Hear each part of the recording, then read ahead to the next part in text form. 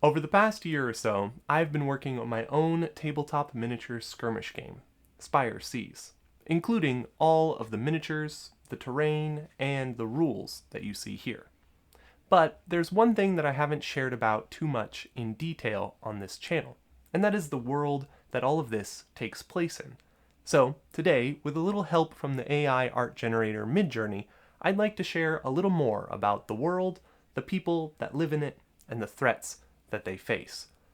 Welcome to the Diluvian Age.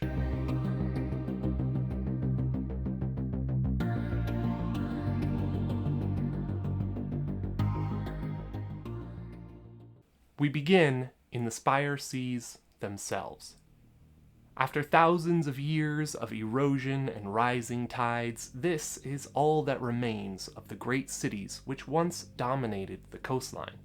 It is an inhospitable place with jagged concrete and rebar lurking just below the waves and rusty outcroppings ready to crumble at any moment.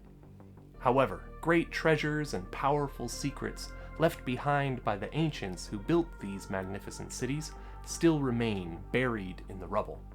In recent years, waves of adventurers and explorers have begun to flood into these treacherous shores in search of fame and glory. They are known as scavengers, brave and brutal men and women who choose to make their living by scraping off the remnants of the past to be sold to the highest bidder. For the average deckhand, most days involve the arduous task of climbing up and picking through the rock and rubble on the Spire Seas in search of ancient tech and rusty steel. But every scav dreams of one day finding that greatest treasure of all, relics. Powerful and mysterious artifacts that allow their wielders to accomplish great feats.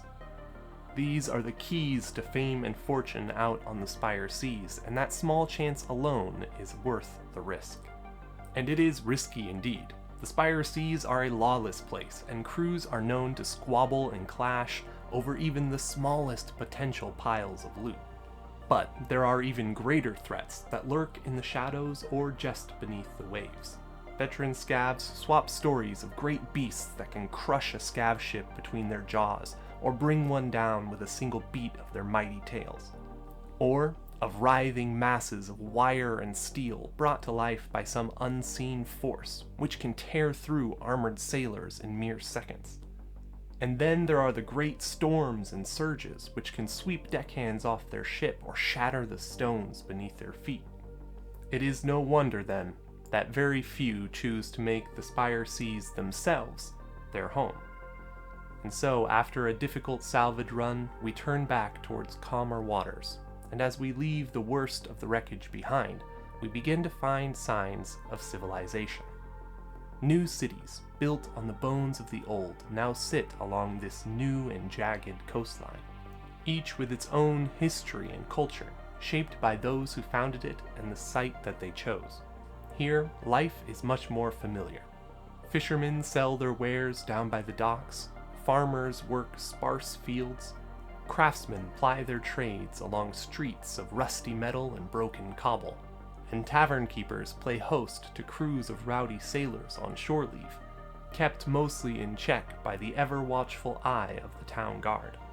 And of course, like in so many cities across the ages, the powerful and ambitious weave their plots from luxurious homes far above the salt and mud.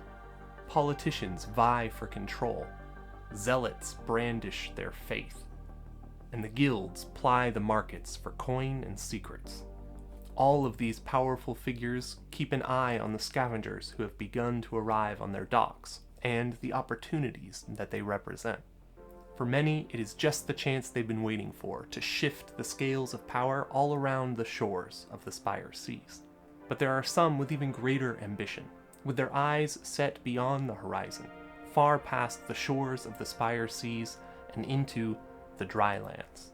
To those of the civilized cities, little is known about these regions untouched by the Great Flood, but stories have begun to spread of great swaths of open, dry, and arid wasteland, of massive green and vibrant overgrown forests, and of the dreaded Deadlands, which life itself is said to fear. Each holds as much danger as the Spire Seas, if not more so, and, for those who are willing to risk it all, as much reward. So, adventurer, if you are brave enough, then gather your crew, ready your ship, and prepare to make sail. For there is much to be seen, much to be found, and much to be gained, for those who are willing to risk it, out there in the great unknown of the Diluvian Age. And there you have it, a look beyond the miniatures and the terrain at a little more of the lore and background behind the Diluvian Chronicles. I hope you enjoyed this very different look at the world that I've been making, and if you did, then please let me know down in the comments. And if you want to put together your own crew of scavengers, then you can head over to myminifactory.com, where the STLs for all of the miniatures you see here can be found. And I'm currently working on a 3D printable scav ship, which will be available in a few weeks, so stick around here on the channel if you want to see that. Also, sometime next month I will be releasing the newest version of the rules for Spire Seas, including lots of very big changes and additions, including some mechanics based on the things that I talked about today. So, if you would like to be up to date on that, then follow me on social media, like Instagram or Twitter. And if you want to get your hands on this version of the rules, you can go to diluvianchronicles.com and pick up the current version for free.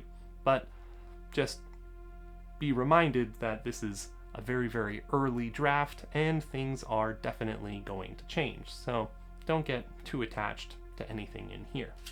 Anyway, that's all for today, so thank you for watching. I hope you enjoyed this very different look at the world of Diluvian Chronicles. See you next time.